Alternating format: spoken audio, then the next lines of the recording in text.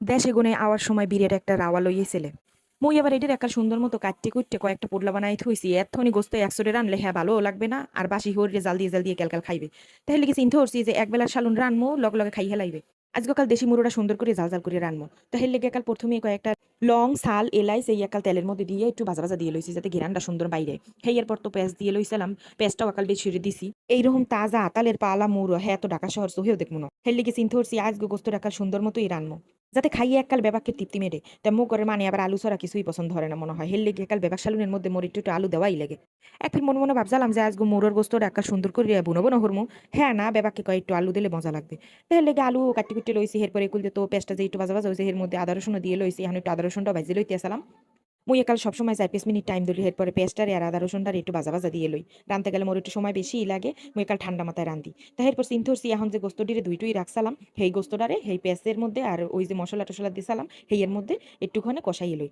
মুই আগেই কইসালাম যে আজকে গোস্তটা মুই একাল ভিন্ন রকমের সুন্দর করে রান্নু যা দেখতে এককালে ভিন্ন রকমের রইবে এবং খাওয়ানোর টেস্টটাও কিন্তু এককালে সুন্দর বদলাই যাইবে।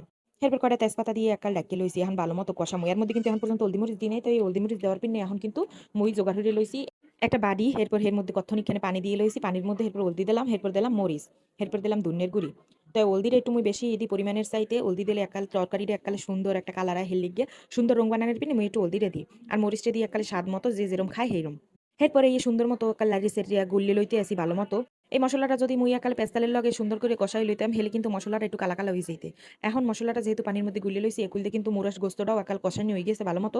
হের পিনে এখন মুই এইটার মধ্যে হেই যে গুল্লি লইছিলাম যে মসলা এই মসলাটা ডাইলে দিমু। তা মুই আবারও একটুখানি ঘুরে ফিরে লইতেছি গোস্তটা উল্ডেই মুল্ডেই দিতে আসি চিন্তা করছি একাল ভালো মতো কুসুক। হের পিনে যে আলুটি কাটি কুটি লইছিলাম সেই আলুটিও এখন একাল সুন্দর করে ডালিয়ে দিমু। তা নুন কিন্তু মুই আগেই দিয়েছিলাম এখন একালে আলুর মধ্যে একাল ভালো মতো নুনটা ঢুকবে গোস্তের মধ্যেও নুন ঢুকবে ভালো মতো কষামু। তাই এখন চিন্তা করছি যে গোস্ত তো ভাজা ভাজা সুন্দর করে কষানি হয়েই গেছে আলুও দিয়ে হেলাইছি তো ওই যে হলদিমরিচ গুলি লইছিলাম তা সেই গোলা হলদিমরিচটিও এখন দিয়ে একাল সব মিলিয়ে দিলেই এখন আবার একটু কষাই।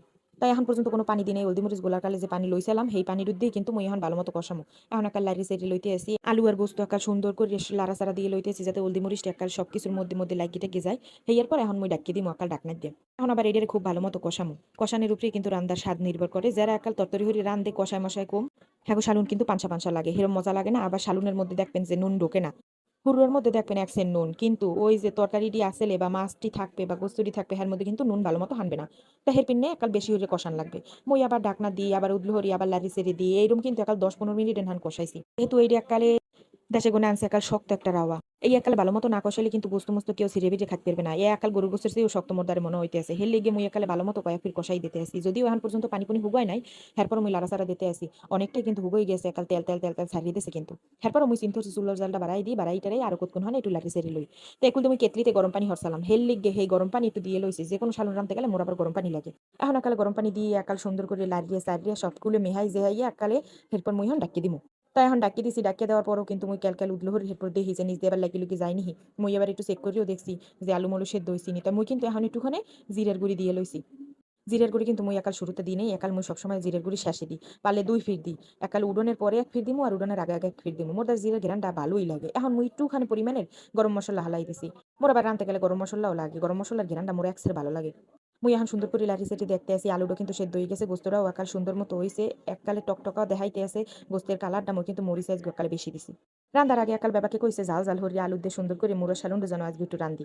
তো যেরকম কইছে মুই একালে হেরুমি রানছি তাই এখন আর কোনো কথাবার্তা বাড়ামু না। চাইলে এরুম একদিন রান্ধে দেখেন একালে বেবাককে প্রশংসা করবে। আজকের মতো টাটা আল্লাহ হাফেজ।